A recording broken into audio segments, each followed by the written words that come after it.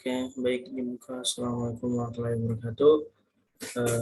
Izin memperkenalkan diri, nama saya Agus Regi Nugraha dengan NIM 19010117 dari kelas TPC 19 Kamigas Balongan. Saya di sini ingin menjelaskan mengenai perihal instrumentasi produksi pemboran kilang minyak atau tentang 5 sistem pemboran. Oke, next slide. Untuk slide selanjutnya itu untuk slide sekarang tentang penjelasan frame mover unit.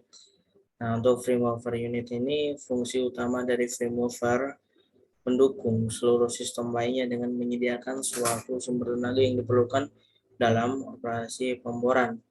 Nah, ada dua bagian besar dari frame mover. Yang pertama itu power supply equipment sama distribution equipment. Nah, frame mover unit ini masuk ke sistem power unit dalam pengeboran. Nah, untuk power supply equipment itu dihasilkan oleh mesin-mesin besar. Nah, untuk distribution equipment itu meneruskan tenaga yang diperlukan dalam operasi pemboran. Oke, untuk next slide tentang ada hoisting system. Hoisting system itu dia sistem angkat yang berada dalam rangkaian pengeboran. Nah, sistem angkat ini merupakan peralatan untuk menunjang kegiatan mengangkat dan menurunkan peralatan yang ada pada operasi pengeboran. Yang pertama itu ada drilling tower. Drilling tower ini biasa disebut dengan menara pengeboran. Terdapat 3 jenis drilling tower, yaitu ada konvensional atau standar direct, terus ada portable skate mast, sama mobile atau trestle mounted taper mast. Terus selanjutnya itu ada substructure. Nah, substructure ini merupakan kerangka baja yang berfungsi sebagai tiang penopang untuk menahan beban, memberikan ruang kerja yang ada di atas rig floor maupun untuk penempatan peralatan yang ada di bawah seperti blower propender. Oke. Nah, terus selanjutnya itu ada drawworks. Drawworks sendiri itu merupakan suatu alat yang diletakkan gulungan drilling line yang berfungsi untuk menaik dan menurunkan peralatan. Ada selanjutnya itu crown block. Nah, crown block sendiri merupakan peralatan yang diletakkan di atas derek yang berfungsi layaknya katrol yang dirancang untuk mendukung pergerakan dan mengubah arah dari kabel yang dipasang. Nah, untuk selanjutnya ada traveling block, yaitu bekerja bersama crown block untuk menaik dan menurunkan rangkaian drilling line. Nah, oke, untuk selanjutnya yaitu ada hook. Hook sendiri itu berbentuk layaknya mata pancingan yang berfungsi sebagai tempat untuk mengaitkan peralatan swivel dan rangkaian drilling line. Oke, untuk selanjutnya itu ada drilling line yang terdiri dari tali yang di-resolving drum, kemudian terhubung pada crown block dan traveling block. Selain itu juga ada deadline, yaitu tali yang tidak bergerak. Oke, next masuk ke swivel sama rotary table, yang dimana swivel rotary table ini masuk ke rotary system. Nah, fungsi dari rotary system itu sistem putar untuk memberikan putaran pada rangkaian pipa bor dan juga memberikan beratan pada pahat dalam pengeboran suatu formasi. Nah, putaran bersumber dari putaran rotary table apabila menggunakan Kelly dan dari putaran motor pada top drive. Yang pertama itu ada swivel, itu alat terpasang pada ujung teratas rangkaian pipa bor dan terhubung langsung dengan sistem angkat, hoisting system. Nah, terus selanjutnya itu ada rotary table. Nah, rotary table itu meja putar. Alat ini dipasang pada lantai bor dan posisi tegak lurus dengan traveling block. Oke. Terus selanjutnya itu ada master bushing. Nah, master bushing sendiri itu alat yang dapat dilepaskan diganti dengan ukuran yang sesuai dengan lubang pada meja pemutar dan kebutuhan operasi. Alat ini menjadi tempat kedudukan salah satu dari 2 alat-alat perlengkapan pemutar, yaitu Kelly bushing dan rotary slip. Untuk slip bawal itu adalah bantalan pengisi dari logam yang diletakkan di dalam master busing untuk mengatur dan menyesuaikan ukuran pipa dan slip yang dipakai yang berubah-ubah menurut keperluannya. Nah, selanjutnya itu ada safety clamp. Itu digunakan saat menahan drill collar, di mana drill collar yang tidak punya tool joint untuk menahan atau menggantungkan drill collar rotary slip harus dibantu dengan safety clamp yang dipasang di atasnya. Oke. Untuk selanjutnya itu ada rotary tong, yang dimana rotary tong itu sendiri adalah kunci-kunci besar yang digunakan di atas lantai rig dekat meja putar yang dipasang pada bagian-bagian dari batang bor. Baik untuk menyambung maupun melepas sambungan kunci tersebut adalah break out tong atau lead tong dan make up tong atau backup tong. Nah, terus selanjutnya ada keyless spinner. Keyless spinner ini berfungsi untuk menyambung keli dengan pipa bor secara cepat di dalam rat hole atau lubang tempat menyimpan dan memasang atau membongkar rangkaian pipa. Oke. Untuk selanjutnya itu ada drilling pipe sama drill collar serta bit. Untuk drill pipe sendiri merupakan bagian rangkaian pipa bor yang terpanjang untuk mencapai kedalaman lubang bor yang diinginkan. Nah, untuk drill collar itu berbentuk seperti DP tetapi diameter dalamnya lebih kecil dan diameter luarnya sama dengan diameter luar tool joint. Nah, DP sehingga dinding DC lebih tebal daripada DP drill collar ditempatkan pada rangkaian pipa bor bagian bawah di atas mata bor. Untuk selanjutnya ada bit. Nah, bit ini merupakan ujung dari rangkaian pipa bor yang langsung menyentuh formasi dengan fungsi untuk menghancurkan dan menembus formasi dengan cara memberi beban pada mata bor. Oke, next slide. Untuk slide selanjutnya itu menjelaskan tentang BOP system. BOP system itu fungsi utama dari sistem pencegahan sumber liar adalah untuk menutup sumur terjadinya leak. Nah, rangkaian BOP stack ditempatkan pada kepala casing atau kepala sumur langsung di bawah rotary table pada lantai bor. Lanjut ke rangkaian BOP stack terdiri dari peralatan sebagai berikut. Yang pertama, annular preventer, yaitu menutup lubang anulus baik terdapat pipa atau tidak ada pipa. Nah, untuk selanjutnya yaitu ada pipa ram, sharam, sama blank. Nah, untuk pipa ram itu menutup lubang bor pada waktu rangkaian pipa bor berada pada lubang bor. Itu fungsinya. Nah, untuk sharam ini fungsinya di antara lain menutup lubang bor dan sekaligus memotong rangkaian drill pipe dan seal sehingga lubang bor kosong. Nah, dan untuk selanjutnya dari sistem BOP itu ada blank. Nah, blank sendiri yaitu menutup lubang bor pada waktu pipa bor tidak berada dalam lubang bor. Oke. Untuk selanjutnya ada drilling spose serta casing head. Nah, untuk drilling spose itu sebagai tempat memasang choke line dan kill line. Nah, casing head ini dia berfungsi merupakan alat tambahan pada bagian atas casing. Untuk slide selanjutnya itu menjelaskan tentang akumulator. Nah, akumulator ini pada saat terjadinya kick, crew dapat dengan cepat menutup blowout preventer dengan menghidupkan kontrol pada akumulator panel atau pada remote panel yang terletak pada lantai bor. Oke. Nah, untuk selanjutnya itu ada supporting system, sistem penunjang. Yang pertama itu ada peralatan choke manifold. Itu dia berfungsi sebagai saluran untuk mengeluarkan lumpur dari lubang sumur. Nah, selanjutnya sebelah kanan dari choke manifold itu ada kill line. Dia berfungsi sebagai saluran untuk memompakan lumpur berat ke dalam lubang bor. Nah, ada mud gas separator yang dimana fungsinya itu mengeluarkan gas dalam jumlah besar atau menyalurkan gas-gas yang mudah terbakar dan beracun melalui pipa yang jaraknya cukup aman dan dari rig. Nah, terus selanjutnya ada flare. Nah, flare ini membakar gas yang tidak ekonomis dan membakar gas yang berbahaya dan mudah terbakar dari hasil samping operasi pengeboran. Oke. Untuk selanjutnya ada circular system yang dimana fungsi utamanya adalah mengangkat material pahat dan cutting hasil dari motor drill bit dari dasar sumur ke atas permukaan melalui anulus Selain itu, fluida pemboran juga berfungsi untuk menjaga keseimbangan antara tekanan hidrostatik pressure dengan tekanan formasi atau formation pressure agar fluida reservoir tidak masuk ke dalam lubang bor selama kegiatan pengeboran. Oke. Nah, untuk selanjutnya itu ada tentang artificial lift. Nah, untuk artificial lift itu merupakan suatu alat penambahan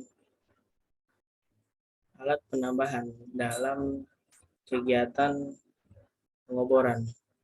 Nah, alat pengeboran itu ada SRP, itu prinsip kerja pumping unit, yaitu mengubah gerak rotasi dari flame mover menjadi gerak naik turun oleh sistem Pitman crank assemble. Kemudian gerak naik turun ini melalui walking beam diteruskan ke horse head, dijadikan gerak lurus naik turun upstroke dan downstroke untuk menggerakkan plunger pompa melalui rangkaian rod steering. Nah, kelebihannya itu tidak mudah rusak, mudah diperbaiki di lapangan, fleksibel terhadap laju produksi, jenis fluida, dan kecepatan biasa diatur.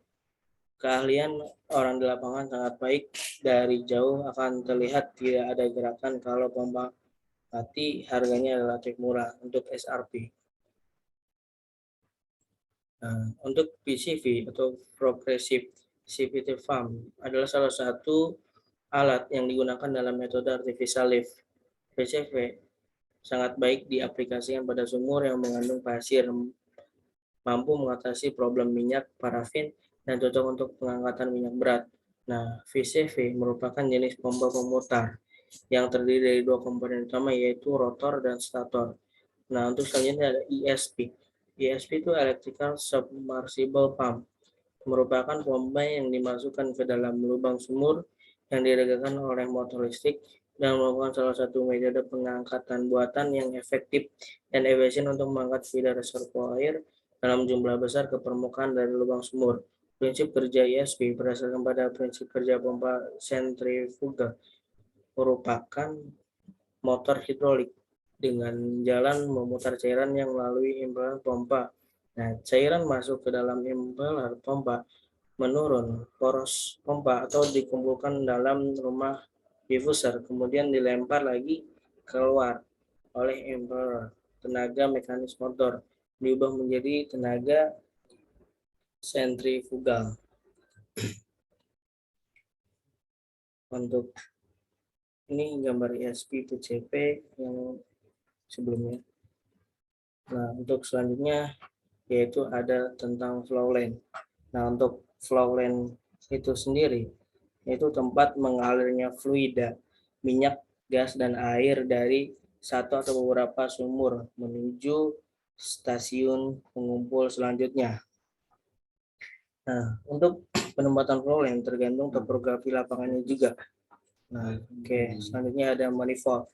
Nah, untuk manifold sendiri adalah sekumpulan valve atau katup yang dideretkan untuk mengatur atau membagi aliran untuk masuk ke header dan separator. Oke. Nah, untuk header.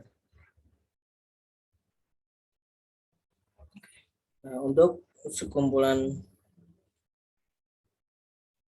manifold merupakan akhir pertemuan flow line yang berasal dari beberapa sumber.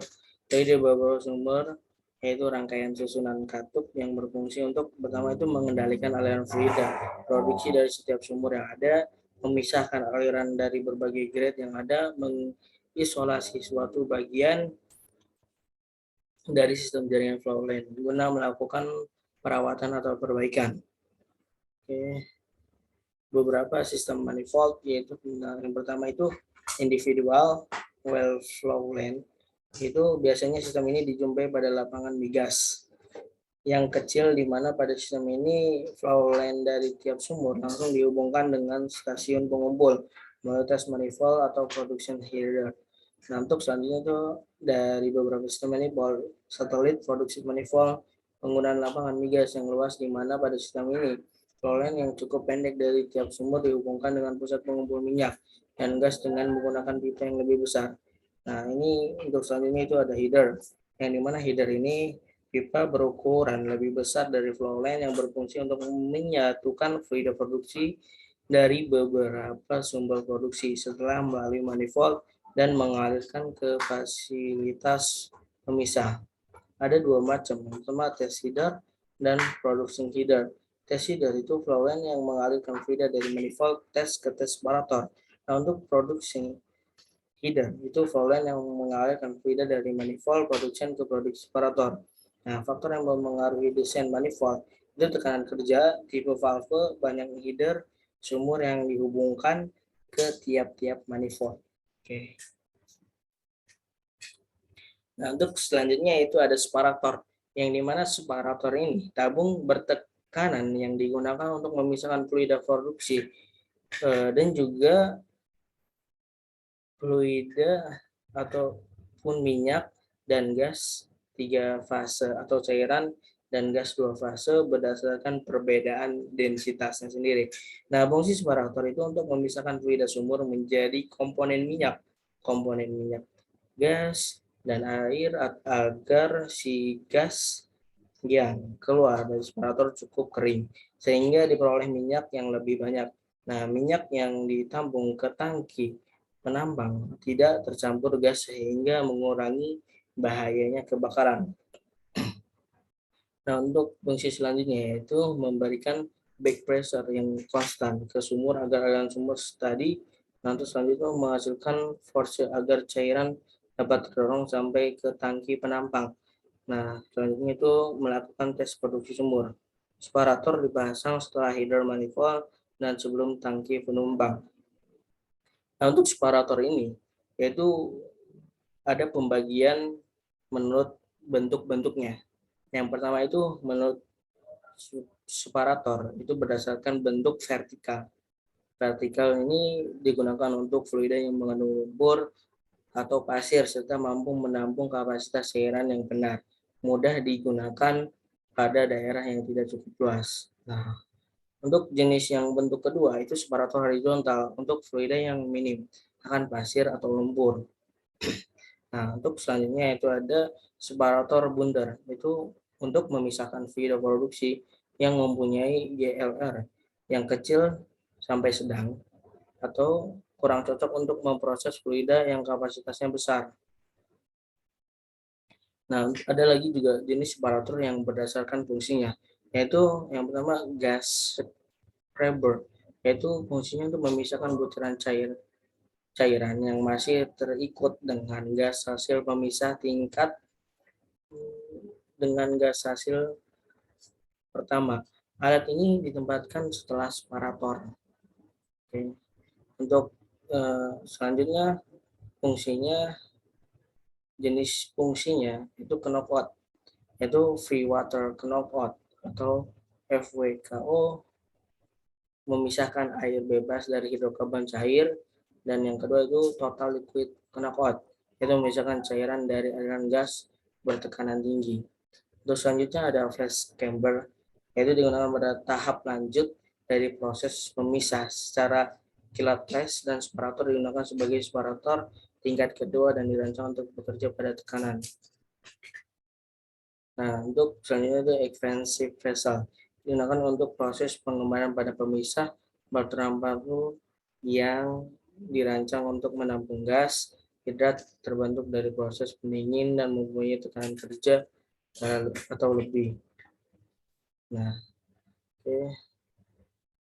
Untuk selanjutnya ada tangki, yang dimana tangki ini tempat atau wadah yang digunakan untuk menampung sementara liquid hasil proses separasi.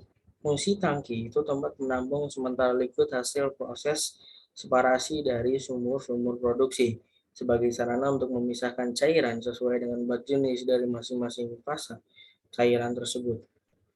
Oke, berdasarkan pemakaian, itu yang pertama ada tangki tes, yaitu sebagai tempat menampung fluida sumur yang dites, sehingga dari sini kita bisa mengetahui akan produksi dari sumur yang dites tersebut. Nah, untuk jenis yang kedua dalam pemakaiannya, tangki produksi, yang dimana tangki ini berfungsi sebagai tempat menampung liquid hasil proses dari beberapa sumber produksi. Itu. Oke, cukup sekian. Terima kasih. Kurang lebihnya mohon maaf. Itu saja yang bisa saya sampaikan. Ditutup. Wassalamualaikum warahmatullahi wabarakatuh.